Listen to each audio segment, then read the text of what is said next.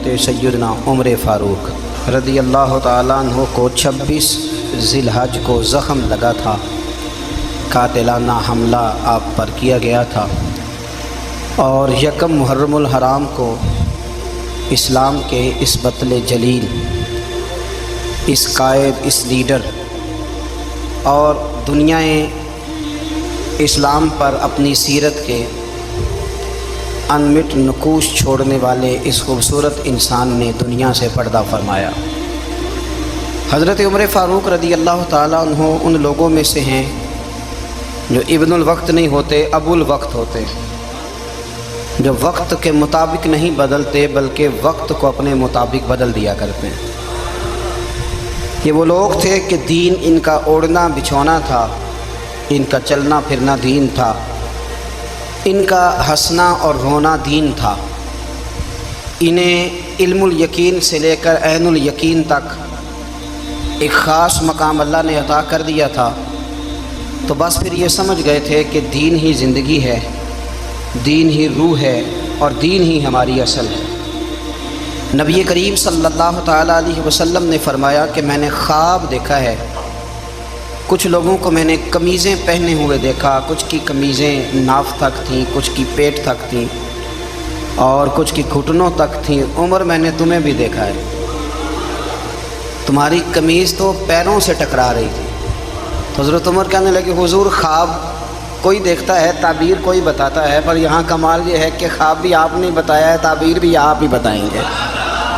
حضور پھر بتا دیں اس خواب کی تعبیر کیا ہے؟ تو حضور نے فرمایا تعبیر یہ ہے کہ کسی کا دین ناف تک، کسی کا گھٹنوں تک، کسی کا پیٹ تک، اور عمر تو سارا ہی دین میں لپٹا ہوا ہے، تو سارا ہی دیندار ہے، سارا ہی۔ حضرت عمر فاروق رضی اللہ تعالیٰ عنہ آئیڈیل ہیں، ایک ہیرو ہیں۔ ان کی زندگی کے درجنوں پہلو ہیں، ہر سال ہم ایک پہلو بیان کر دیتے ہیں، کبھی عدل و انصاف پہ بات کر لیتے ہیں، کبھی نظام حکومت پر۔ ان کی زندگی کا ایک پہلو آج بھی ہماری گفتگو کا عنوان رہے گا، پر حضرت عمر کا مرتبہ اور مقام یہ ہے کہ نبی کریم علیہ السلام نے فرمایا کہ جبریل امین 950 سال میرے عمر کی شان بیان کریں تو عمر کی شان ختم نہیں ہوتی۔ 950 سال اگر حضرت جبریل بھی بیان کریں تو یہ مقام ہے سیدنا فاروق اعظم کا۔ اللہ تبارک و تعالیٰ نے جس طرح سارے نبیوں میں شان حضور کو عطا فرمائی، اسی طرح تمام نبیوں کے حواریوں میں سب سے زیادہ شان حضور کے غلاموں کو عطا فرمائی۔ قرآن مجید میں اللہ کریم نے فرمایا یا ایھا الذین آمنوا قوا انفسکم واہلیکم نارا، فرمایا اے ایمان والو خود بھی جہنم کی آگ سے بچو اور اپنے گھر والوں کو بھی دوزخ کی آگ سے بچاؤ۔ خود بھی بچو اور اپنے گھر والوں کو بھی، کس کو جی ہماری ساری نصیحتیں باہر والوں کے لیے۔ باہر ہمیں بہت بڑا لیکچر بھی دینا پڑے تو چلتا ہے، بہت بڑی داستان سرائی بھی کرنی پڑے تو چلتی ہے۔ سٹیٹس اور معیار یہ ہے کہ سارا کچھ باہر والوں کے لیے، اور گھر کے وہ پھول جن کی آبیاری بھی ہم نے کرنی تھی، کچھ جڑی بوٹیاں اور کہیں تو وہ کاٹنی بھی ہم نے خود تھی، دھوپ اور چھاؤں کا خیال بھی ہم نے رکھنا تھا، وہاں ہماری نظر نہیں ہوتی۔ پڑوسی کے بچے کیا کر رہے ہیں یہ سارا پتہ ہوتا ہے، اور میرے گھر میں کیا گل کھل رہے ہیں اس کی مجھے خبر نہیں ہوتی۔ حضرت عمر فاروق نے جب یہ آیت نازل ہوئی تو فوراً عرض کیا یا رسول اللہ صلی اللہ علیہ وسلم اس کا کیا مطلب ہے کہ خود بھی دوزخ کی آگ سے بچو اور اپنے گھر والوں کو بھی بچاؤ؟ تو نبی کریم علیہ السلام نے فرمایا عمر اس کا مطلب یہ ہے کہ جن چیزوں کا اللہ رسول تمہیں حکم دیتے ہیں تم اپنے گھر والوں کو ان چیزوں کا حکم دو، اور جن چیزوں سے اللہ رسول تمہیں منع کرتے ہیں تم اپنے گھر والوں کو بھی ان چیزوں سے منع کرو۔ حضرت عمر فاروق کی زندگی میں جو چیز آپ کو بہت زیادہ ملے گی نا وہ یہ ہے کہ آپ نے جتنا کڑا احتساب محاسبہ باہر والوں کا کیا ہے نا، اس سے زیادہ بڑھ کے اپنا اور اپنے گھر والوں کا کیا ہے۔ یہ بڑا عجیب معاملہ ہے کہ ہم جتنے لوگ ہیں ہمارا معیار یہ ہے کہ سامنے والا غلط ہے اور میں ٹھیک، یعنی دوسرے کا بچہ گلی میں نظر آ جائے تو اس کی غلطیاں نکلنی شروع ہو جائیں گی، اور میرا بچہ سارا شہر گھوم آئے ایک ٹائر پہ موٹر سائیکل پہ، تو ہم کہتے ہیں کہ ابھی بچہ ہے، انشاءاللہ سیانا ہو جائے گا۔ اگر ابا جی آج تک سیانے نہیں ہوئے کہ اس کو سمجھا لیں، تو پھر بیٹے کا سیانا ہونا تو ہو سکتا ہے کہ وہ 60-70 سال لگ ہی جائیں۔ گھر کے اندر جب تک توجہ نہیں ہوتی، اور سب سے پہلے جب تک اپنی ذات پر توجہ نہیں ہوتی، تو والد کا جب تک کردار بچے نہیں دیکھتے جب تک، اتنی دیر تک ان کا تبدیل ہونا ممکن نہیں ہوتا۔ حضرت عمر فاروق رضی اللہ تعالیٰ عنہ نا باہر والوں کا بھی بڑا سخت حساب کرتے تھے۔ بڑا ایک گورنر صاحب نے لباس بڑا شاندار پہننا شروع کر دیا تھا، تو حضرت عمر نے اتروا کے نا تو انہیں ٹاٹ کا لباس پہنا کے تو اونٹ چرانے کی ڈیوٹی دے دی۔ اتنا سخت احتساب کرتے۔ کسائی کی دکان پر بھی 1-2 گھنٹے کھڑے ہوتے تھے۔ جو آدمی مسلسل 2 دن گوشت خریدتا تھا نا، فرماتے تھے اس کا ٹیکس بڑھا دو، لوگوں کو دال نہیں مل رہی اور یہ روز گوشت کھاتا ہے۔ حضرت فاروق اعظم، اس کو جزیہ کہا جاتا تھا، یا کچھ اور معاملات ہوتے تو بڑھا دیتے تھے۔ مسلسل جو 2 دن آدمی گوشت کھاتا تھا، فرماتے تھے مدینے میں غربت ہے، اگر یہ والا نظام تم کرو گے تو غریب لوگ کس کی طرف دیکھیں گے۔ لیکن اس سے زیادہ بڑھ کر جو ان کی زندگی کا معیار اور سٹیٹس تھا وہ یہ تھا کہ اپنے گھر کا خاص خیال رکھتے، خاص توجہ کرتے۔ ملک شام سے اور ایران سے کچھ لوگ آپ کی خدمت میں آئے، تو وہاں سے کچھ کنیزیں بھی آئیں، ان کے بادشاہ پیغام لے کے۔ شاہ ایران کی کنیز کو ملکہ نے کہا کہ نا حضرت عمر کی زوجہ کو دیکھ کے آنا ذرا کس طرح کی۔ ہمارے ملک میں کیا کہتے ہیں؟ خاتون اول، جی خاتون، باقی سارے دونوں میں خاتون اول، ذرا خاتون اول کو دیکھ کے آنا۔ تو وہ جب آئی نا گھر میں ملنے، تو کہا کہ مجھے میری ملکہ نے کہا تھا کہ عمر کی زوجہ سے، اہلیہ سے ملاقات کر کے آنا۔ تو حضرت عمر کی اہلیہ نے نا ایک جوڑا کپڑوں کا دے دیا ملکہ کے لیے، اور ایک خوشبو کی شیشی دے دی۔ اب جب وہ تحفے وہاں بھیج گئے تو اس ملکہ نے نا کچھ سونے کا سامان بھیجا، کچھ زیورات بھیجے، کچھ تحائف بھیجے۔ جب حضرت عمر کے گھر آئے نا، وہ خادم لے کے آیا، اس نے کہا جی آپ کی اہلیہ نے تحفے بھیجے تھے، تو جواب میں شاہ ایران کی بیوی نے، یہاں جس ملک کا وہ سفیر تھا، انہوں نے بھی یہ بھیجے ہیں۔ تو حضرت عمر فاروق نا وہ تحفے لے کے گھر گئے، تو جا کے کہنے لگے اپنی اہلیہ سے، یہ تو کب سے تحفے تحائف بھیجنے لگ گئی ہے، یہ کب سے نظام شروع ہو گیا؟ تو کہ حضور تحفہ دینا لینا تو ٹھیک ہے، سنت ہے، محبت بڑھتی ہے، تو یہ کوئی قباحت نہیں، اور میں نے اپنی ذاتی استعمال کے لیے جو چیزیں رکھی تھی وہ میں نے دی ہیں۔ تو حضرت عمر فاروق رضی اللہ تعالیٰ عنہ فرمانے لگے ہم نے کسی ملک کے ساتھ اور اس کے بادشاہ کے ساتھ ذاتی تعلق نہیں بنانا، تعلق جو بھی بنے گا رسول اللہ کے دین کی برکت سے بنے گا۔ ذاتی رشتے نہیں ہم نے قائم کرنے، ذاتی۔ آپ کے ملک کی جو ایئر لائن جس کا ہر سال خسارے کا ڈنڈورا پیٹا جاتا ہے نا، وہ ہمارے بادشاہ صاحب و صدر صاحب اگر غیر ملکیوں کو گھوڑا کبھی بھیجنا ہو نا، گھوڑا، تو پورا ایک جہاز گھوڑا لے کے تحفے میں جاتا ہے، پورا جہاز۔ غریب قوم کا یہ سرمایہ، اور قوم بڑی بادشاہ ہے، لائنوں میں لا کے ووٹ دیتی ہے۔ 2 کام ہمیشہ لائن میں لا کے کرنے، ایک بل لائن میں لا کے جمع کرانا ہے، اور ایک ووٹ لائن میں لا کے، تاکہ پھر پورے 5 سال لائن میں ہی لگے رہیں۔ مرضی سے آپ ووٹ دینا، پر جو بات درست ہے اس کو سنو۔ حضرت عمر فاروق رضی اللہ تعالیٰ عنہ نے اپنی اہلیہ سے پوچھا کتنے کا تھا وہ تیرا جوڑا اور خوشبو کی شیشی؟ انہوں نے کہا 3 دینار کی۔ فرمایا یہ 3 دینار تیرے، اور باقی جو تحفے آئے ہیں وہ تو خود کہہ، چونکہ اس نے تیرے نام بھیجے ہیں، تو کہہ کہ میں مال غنیمت میں دیتی ہوں، تو کہہ میں مسلمانوں کو کہہ۔ تو زوجہ ہنس پڑی، کہنے لگی میں نہ بھی کہوں تو مجھے کہنا تو پڑے گا ہی، کہنا تو میں نے ہے ہی، کیونکہ سامنے عمر فاروق ہیں، لہذا فرمایا کہہ دیتی ہوں میں نے دیا خزانے کو۔ حضرت عمر نے جمع کرا لیا۔ میں یہ کیا بات ہے، میرے گھر والے جو مرضی کریں، ان کا معیار زندگی جس طرح کا مرضی ہو۔ اور حضرت عمر ایک جملہ کہا کرتے تھے، اللہ کرے کہ یہ باتیں اس دور حاضر میں ہماری سمجھ میں آئیں۔ حضرت عمر فاروق رضی اللہ تعالیٰ عنہ اپنے بچوں کو فرمایا کرتے تھے کہ بہت آدمی کو بھوک لگی ہو نا، اور پھر اس کی پسند کا کھانا پکا ہو، تو اتنے شوق سے وہ اس کھانے کو دیکھتا ہے نا، فرمایا اس طرح پوری قوم اپنے بادشاہوں کے خاندان کو دیکھتی ہے، اس تیزی کے ساتھ دیکھتے ہیں کہ ان کے گھر میں کیا ہو رہا ہے، ان کا معیار زندگی کیا ہے، ان کا سٹیٹس کیا ہے۔ سیدنا فاروق اعظم رضی اللہ تعالیٰ عنہ نے اپنے گھر کے اندر اپنے بچوں، آپ کے بچے دونوں کاروبار کے لیے مصر گئے، تو وہاں کے گورنر صاحب نے لوگوں سے، ایک بہت بڑا قافلہ گیا مدینے سے مصر تجارت کے لیے، جاتے ہیں نا آج بھی قافلے کئی ملکوں میں، تو یہ گئے تجارت کے لیے۔ تو حضرت عبداللہ ابن عمر، حضرت عبید اللہ ابن عمر، حضرت عمر کے دونوں بیٹے گئے۔ جناب عمر فاروق کے بچے جب وہاں پہنچے تو مصر کے گورنر نے نا لوگوں کو تعارف کرایا کہ یہ عمر فاروق کے بیٹے ہیں، یہ حضرت یہ چودھری کے بیٹے کو کون بتاتا ہے کہ تو چودھری کا بیٹا ہے؟ باہر والے بتاتے ہیں، گھر والے جی۔ اور سیٹھ صاحب کے بیٹے کو کون بتاتا ہے کہ تو سیٹھ صاحب کا بیٹا ہے؟ اور मालिक को कौन बताता है कि तू मालिक का बेटा है और ये किराएदार है, ये कौन बताता है? ये सोच हम देते हैं बच्चों को। चौधरी और कम्मी की सोच, अमीर और गरीब की सोच, मालिक और किराएदार की सोच, घर के मालिक की और काम करने वाले की सोच, ये हम देते हैं। याद रखना, ये हम देते हैं, ये हमारा मिजाज है, ये बाहर से नहीं आती। तू कोई शहजादा है, तू सेठ है, तू नवाब है, ये सोच बाहर से नहीं आती। ये अम्मा सोच देती है, अम्मा, ये अब्बा सोच देता है। और फिर जब तबाही उतरती है तो उसके जिम्मेदार भी बाहर वाले नहीं होते, घर वाले होते हैं, घर वाले। हमारे बच्चों की तबीयतों पर ज़्यादा नक्श बाहर वालों का नहीं होता, घर वालों का होता है, याद रखिएगा। हज़रत उमर फ़ारूक रज़ी अल्लाह, बच्चे हैं, शहज़ादे हैं, वो कारोबार करने गए और वहाँ लोगों ने बताया, गवर्नर साहब ने, कि ये फ़ारूक आज़म के बच्चे अमीरुल मोमिनीन के। लोगों ने उनसे ज़्यादा माल ख़रीदा, तिजारत में ज़्यादा नफ़ा हुआ। जाहिर है कि वो आपके जो अल्लाह खैर करे हुक्मरान हैं, उनके कारोबार कितने मुल्कों में हैं, किस बुनियाद पर हैं? और सिर्फ इस बुनियाद पर कि वो हुक्मरान रहे, उनके लिए आसान था बड़े लोगों से ताल्लुकात बनाना।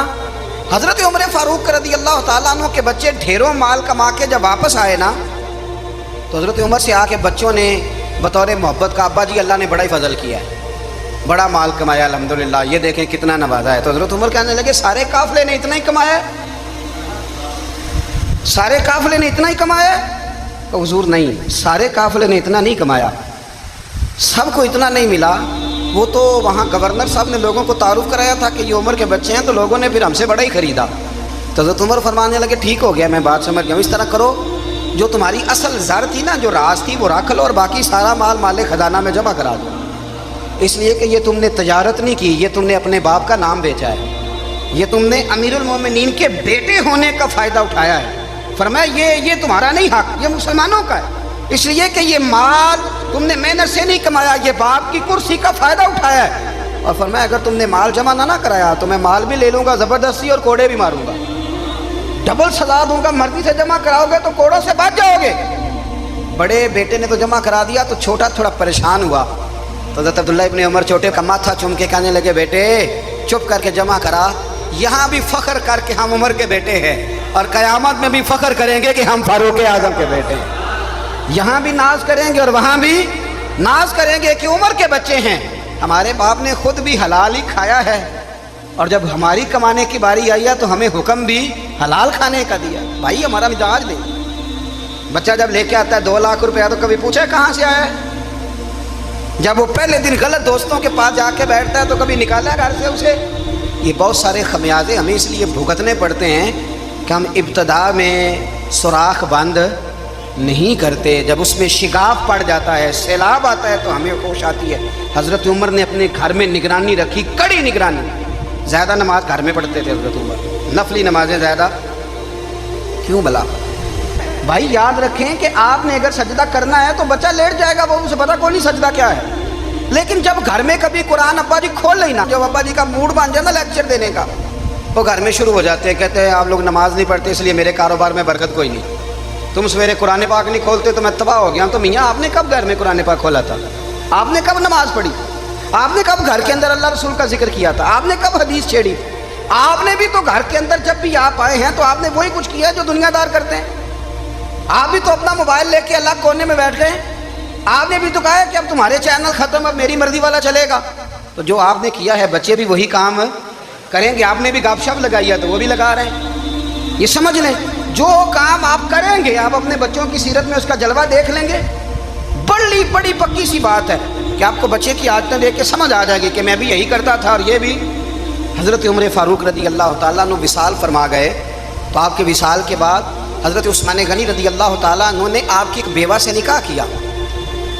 हज़रत उमर की एक बेवा से जब वो आपके निकाह में आई तो कहने लगी हज़रत उस्मान गनी से कि हुजूर ना तो मैं खूबसूरत हूँ और ना मैं जवान हूँ, ना आपकी कोई खिदमत कर सकती हूँ, मेरे साथ निकाह करना समझ में नहीं आया। क्या शानदार जवाब दिया हज़रत उस्मान गनी, क्या खूबसूरत जवाब दिया।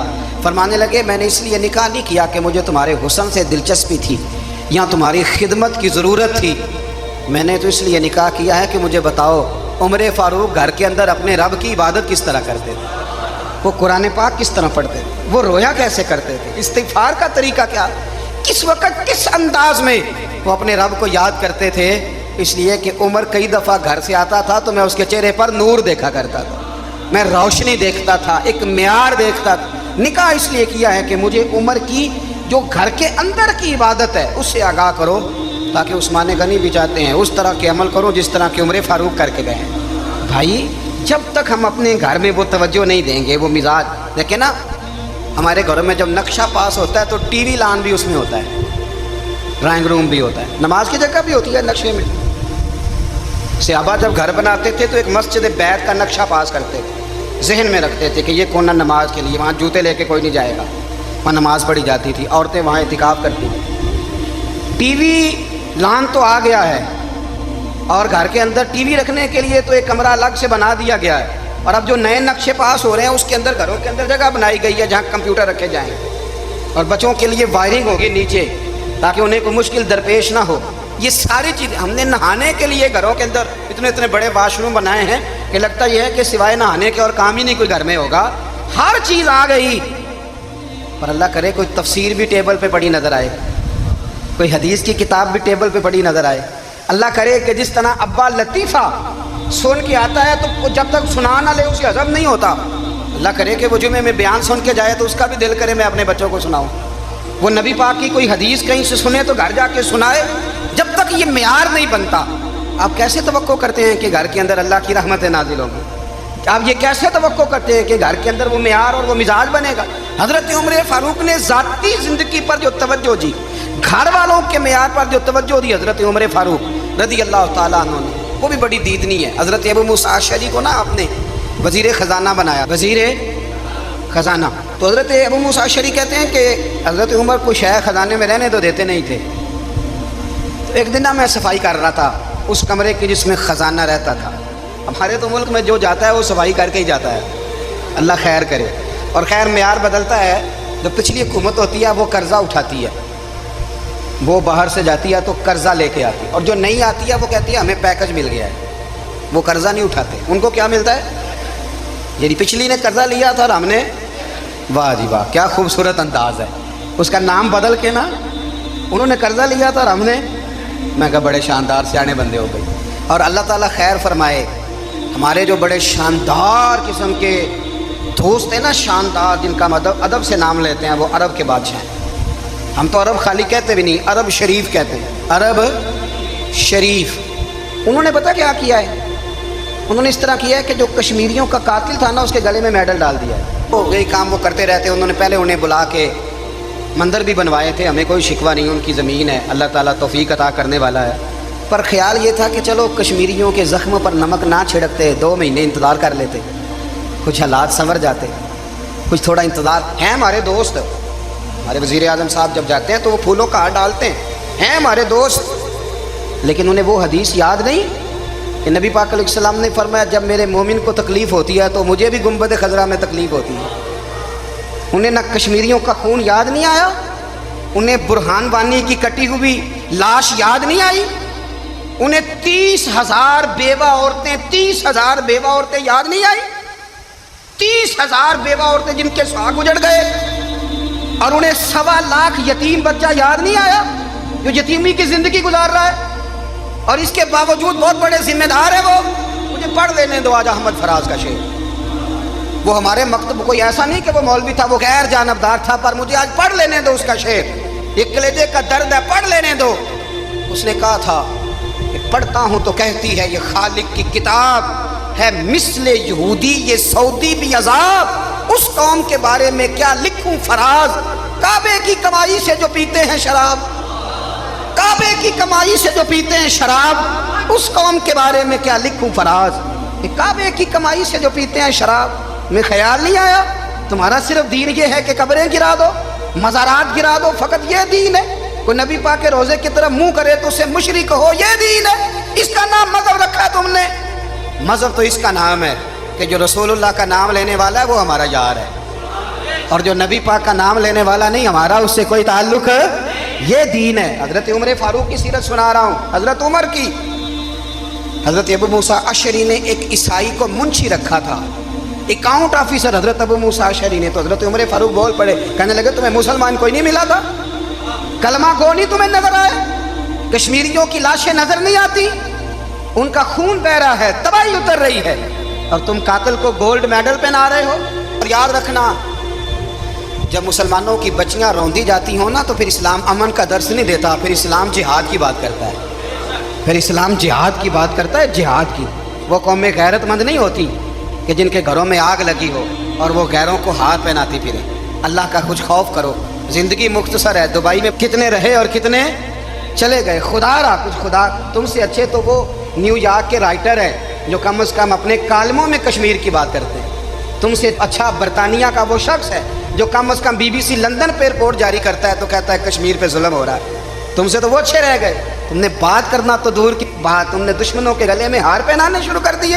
کل جب پوچھیں گے بلا کے تم کو اپنے سامنے, کیا جواب جرم دو گے تم خدا کے سامنے؟ بڑی تکلیف ہوئی, بڑی تکلیف ہوئی. وہ نا منصور حلاج کو پھانسی دی جا رہی تھی تو حضرت جنید بغدادی بھی آ کے دیکھنے لگے.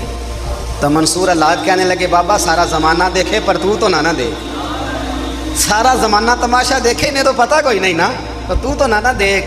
عرب شریف والو, ٹرمپ اسے انعام دیتا تو تکلیف کوئی نہیں تھی, ملکہ وکٹوریا اسے انعام دیتی تو تکلیف کوئی نہیں تھی, پر تم تو نہ ایسا کرتے. تم تو اپنے تھے, تم تو کلمہ گو تھے, تم تو یہ ظلم نہ کرتے, تم تو یہ حرکت نہ کرتے. میں کہتا ہوں ٹھہر ہی جاتے. جانا نہیں دنیا سے, اللہ کے حضور حاضر نہیں ہونا. جب رسول اللہ قبر میں آئیں گے تو کیا جواب دو گے؟ خدا را, حضور نے فرمایا تھا گناہ روک نہیں سکتے تو دل میں ہی برا جان لو. ذالک اضعف الایمان, یہ کمزور ایمان ہے, کم از کم اتنی حد تک تو آ جاؤ, دشمن سے گلے تو نہ ملو. خدا را سمجھیں, ہمارا پہلا تعارف یہ ہے کہ ہم رسول اللہ کے غلام ہیں. اقبال نے کہا تھا وطن کا بت نہ بنانا, وطن کو بت نہ بنانا. اقبال کہنے لگے ان تازہ خداؤں میں بڑا سب سے وطن ہے, جو پیرہن اس کا ہے وہ مذہب کا کفن ہے. اس لیے کہ بازو تیرا توحید کی قوت سے کمی ہے, اسلام تیرا دیس ہے, اسلام تیرا دیس ہے. کیونکہ تو مصطفی ہے, تو نبی پاک والا ہے, مصطفیٰ والا. اسلام تیرا دیس ہے, تو مصطفی ہے. امریکہ میں جو مسلمان رہتا ہے ہمارا بھائی ہے, اور پاکستان میں جو مرزائی رہتا ہے اس سے ہمارا کوئی تعلق نہیں ہے. حضرت عثمان غنی نے اپنے چچا کے بیٹے سے کہا تھا کہ تو کلمہ نہیں پڑھتا تو تیرا میرا رشتہ کوئی نہیں. بلال حبش سے آیا ہے پر میرے نبی کا غلام ہے تو سگے بھائیوں سے بھی آگے ہے. ہزاروں قومیں وجود میں آئیں دہر میں خوش کو تر کے رشتے سے, پر ہم نے بنیاد دوستی رکھی یاد خیر البشر کے رشتے سے. اپنی ملت پر قیاس اقوام مغرب سے نہ کر, خاص ہے ترکیب میں قوم رسول ہاشم. کچھ خیال کریں, پہلا تعارف دین ہے, اگر دین نہیں تو پھر کسی وطن کی کوئی ضرورت. اس لیے کہ پاکستان کا تصور اقبال نے پیش کیا نا, تو اقبال کہنے لگے ان تازہ خداؤں میں بڑا سب سے وطن ہے جس کو تم بت بنا کے پوجتے ہو. ہمارا وطن تو ہمیں جان سے زیادہ پیارا ہے, پر پہلے پاکستان نہیں, پہلے اسلام. پہلے اسلام تیرا دیس ہے, تو مصطفی ہے. تو آمدان برسر مطلب حضرت عمر فاروق رضی اللہ تعالی عنہ. حضرت سیدنا ابو موسیٰ اشعری کہتے ہیں کہ میں نے نا صفائی کی, مال غنیمت کی میں نے صفائی کی, تو ایک دینار مجھے نا کہیں پڑا ہوا مل گیا. تو فرماتے ہمیں اجازت ہوتی تھی کہ ایک آدھ دینار ہم اپنی مرضی سے کہیں خرچ کر سکتے تھے. اگر آپ ناراض نہ ہوں تو ہمارے ہاں جب چیئرمین صاحب ناظم صاحب ٹھیکے دیتے ہیں تو ٹھیکیدار ان کا چھوٹا بھائی ہوتا ہے, یا چچا کا بیٹا ہوتا ہے, یا خالہ کا بیٹا ہوتا ہے. وہ خود ناظم ہوتے ہیں اور ان کا چھوٹا بھائی ٹھیکیدار ہوتا ہے. یعنی وہ نا سارا کچھ گھر کے اندر ہی رہتا ہے, گھر کے اندر ایک پیسہ دیتا ہے, دوسرا واپس اس کو واپس کر دیتا ہے, گھر کے اندر ہی. اب تو خیر ہمارے لوگ سمجھدار ہو گئے, ایک بندہ ایک سیاسی جماعت میں ہوتا ہے, دوسرا دوسری میں, اور تیسرا جس کی بھی حکومت آئی حکومت تو ہماری رہے گی نا, ایک بندہ تو ہے نا اس جماعت. یہ اچھا لوگوں نے ایک طریقہ نکالا ہے. تو حضرت عمر کے بیٹے گزر رہا تھا تو حضرت ابو موسیٰ اشعری کہتے ہیں میں نے صفائی کی تو ایک دینار نکلا, تو میں نے وہ ایک دینار نا حضرت عمر کے بیٹے کو دے دیا. میں نے کہا لو بیٹا اپنے چچا کی طرف سے تحفہ. اور گھر جا کے انہوں نے حضرت عمر کو بتایا کہ چچا نے پیسے دیے ہیں, چھوٹے بچے تھے. حضرت عمر نے حضرت ابو موسیٰ اشعری کو بلا لیا اور بلا کے فرمانے لگے میں تو تمہیں اپنا دوست جانتا تھا اور تو نے میری اولاد کو ہی دنیا دار بنانا شروع کر دیا, میرے بچوں کو ہی تم نے دنیا دار پیسوں پہ لگانا شروع کر دیا, میں تو تمہیں یار سمجھتا تھا. فرمایا تمہیں چاہیے تھا میرے بیٹے کو نصیحت کرتے کہ بیٹا پیسوں سے رب راضی نہیں ہوتا, اس کی رضا والے کام کیے جائیں تو رب راضی ہوتا ہے. اور فرمایا تمہیں کوئی اور گھر نہیں ملا تھا تباہ کرنے کے لیے, میرا ہی گھر ملا تھا, اٹھاؤ اپنا دینار اور خبردار آج کے بعد میرے بچوں کے ساتھ یہ والی نیکی نہ کرنا. اور ہمارا کیا سٹیٹس ہے؟ دوستی ہے ہی اس سے جو تحفے زیادہ دے، جو بچوں کو خراب کرنے میں مدد زیادہ کرے، اس کے ساتھ یہ رہا. حضرت عمر نے گھر پہ اور سب سے بڑھ کر اپنی ذات پہ توجہ کی. حضرت ابو مالک رضی اللہ تعالیٰ عنہ کہتے ہیں میں عمر کے پیچھے پیچھے ایک باغ میں گیا، اکثر اس باغ میں جایا کرتے تھے. اور عمر جا کے نا تو درخت کے نیچے بیٹھ گئے اور فرمانے لگے او امیر المومنین، اللہ سے ڈر جا، ورنہ جس رب نے حکومت دی ہے وہ عذاب بھی بڑھا دے گا. ڈر جا رب سے. کبھی ساری زندگی حضرت عمر نے اپنا کوئی تعارف نہیں کرایا، کبھی نہیں. ایک بندے نے آپ کے سامنے تعریف کر دی آپ کی تو فرمانے لگے تو خود بھی ہلاک ہوا اور مجھے بھی ہلاک کر دیا. کیا ضرورت پڑی ہے میری تعریفیں کرنے کی؟ اتنی دیر میری تعریف میں لگائی. اللہ کا ذکر کرتا رب تجھے ثواب دیتا، حضور پہ درود پڑھتا تو رب تیرے اوپر رحمتیں نازل کرتا. کس چکر میں؟ آج اتنا اچھی کوئی خوشامد کرے اتنی اچھی وزارت ملتی ہے، جتنی اچھی اس کو جو ہے وہ چاپلوسی کرنی آیا درجہ بھی اسے اتنا ہی اچھا ملتا ہے. حضرت عمر فاروق رضی اللہ تعالیٰ عنہ آپ کے بیٹے کہتے ہیں، صاحب فتوح الشام نے لکھا ہے، آپ کے صاحبزادے کہتے ہیں میں نکلا تو میرے ابا جی نا اپنی پشت پر مشکیزہ رکھ کے کنویں سے پانی بھر کے آ رہے. میں دوڑ کے آگے گیا، میں نے کہا ابا جی مجھے دے دے. فرمانے لگے بیٹا تیرا کیا خیال ہے؟ کوئی اور نہیں تھا مشکیزہ بھر کے لانے کے لیے؟ تیرا کیا خیال ہے؟ ابا جی بڑے لوگ تھے پر آپ کیوں اٹھا رہے ہیں؟ فرمانے لگے نفس نا ذرا میرا بڑا ہو گیا تھا، اسے ذرا ذلیل کر رہا ہوں، ذرا اپنا محاسبہ کر رہا ہوں. یہ مجھے کہہ رہا تھا تو بڑی چیز ہے، تو میں نا ابھی مشکیزہ گھر رکھ کے آؤں گا، پھر تیری ماں نے مجھے کہا ہے کہ گھر میں لکڑیاں کوئی نہیں جلانے کے، پھر میں جنگل سے لکڑیاں کاٹ کے لاؤں گا. اب میں امیر المومنین بن کے نا تو میرا نفس تھوڑا بڑا ہو گیا. آپ یقین کریں ہمارا آزما خراب ہو جاتا ہے جب تک ہمارا تعارف صحیح نہ ہو، ہمارا تعارف ٹھیک نہ ہو. میں یہ ہوتا ہوں، میں وہ ہوتا ہوں. چھوڑ مٹی دیں تے مٹی رہنا ہی، مٹی دیں تے مٹی دیں تے مٹی رہنا ہی. ایویں کادی بلے بلے اج مٹی دے اتے بندیا تے کل مٹی دے تھلے. مٹی دیں تے مٹی رہنا ہی کادی بلے. مجھے پوچھ لو، مجھے جان لو، میرا نام لے لو، میں بھی آیا ہوں، میں بھی ہوتا ہوں، میرا بھی یہ تذکرہ ہے. میں بدکار پرانا خادم کسے در ملی نہ ڈھوئی. یہ تے واصف یار نے نظر جو کی تھی تے واصف واصف ہی ہوئی. یہ تو بڑی بات کی بات ہے، تو بات کی بات ہے صاحب، ورنہ من آنم کے من آنم، جو ہم ہیں اس کا ہمیں پتہ تو ہے نا بھائی.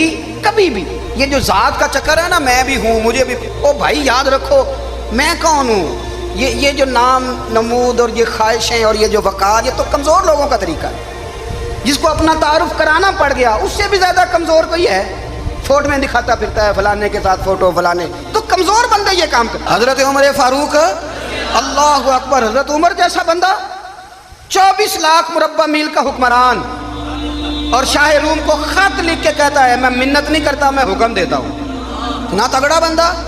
جنگ قادسیہ کے لیے حضرت سعد بن ابی وقاص کو بھیجا. فتوح الشام پڑھ کے دیکھیں. حضرت عمر بڑے پریشان ہیں، اتنے دن ہو گئے کوئی رپورٹ ہی نہیں آئی. اب تو موبائل ہے نا، تو ایک منٹ کی رپورٹ لیں آپ، بلکہ آپ ایک منٹ کی فوٹو لیں آپ، رپورٹ تو دور رہ گئی.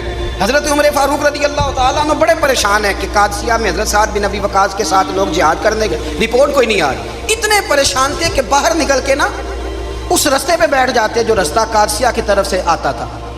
اس جو بھی آتا جاتا پوچھتے جنگ کے کیا حالات ہیں. ادھر جب اللہ نے فتح دے دی نا تو حضرت سعد بن ابی وقاص رضی اللہ تعالیٰ عنہ نے ایک قاصد کو خط دے کے بھیجا. کہنے لگے عمر کے پاس جاؤ، انہیں اطلاع دو کہ الحمدللہ اللہ نے اسلام کو فتح عطا کر دی. یہ حضرت عمر کو جا کے دینا. وہ بڑے پریشان ہوں گے. وہ جو اس زمانے میں اس طرح ہوتا تھا کہ کئی دور دور سے صحابہ جو دوسرے شہروں کے ملکوں کے رہنے والے ہوتے تھے وہ بھی آ کے شامل ہو جاتے تھے جہاد میں. کوئی ایک دفعہ مدینے آیا، کوئی 2 دفعہ آیا، پھر اپنے اپنے علاقوں میں. بہت سارے لوگوں نے زیادہ دفعہ حضرت عمر کو دیکھا بھی نہیں تھا. وہ جو قاصد خط لے کے آیا تھا نا اس نے ایک آدھ دفعہ دیکھا تھا. حضرت عمر بوڑھے ہو گئے، وہ پہچانتا نہیں تھا. میری بات کی سمجھ آ رہی ہے آپ حضرات؟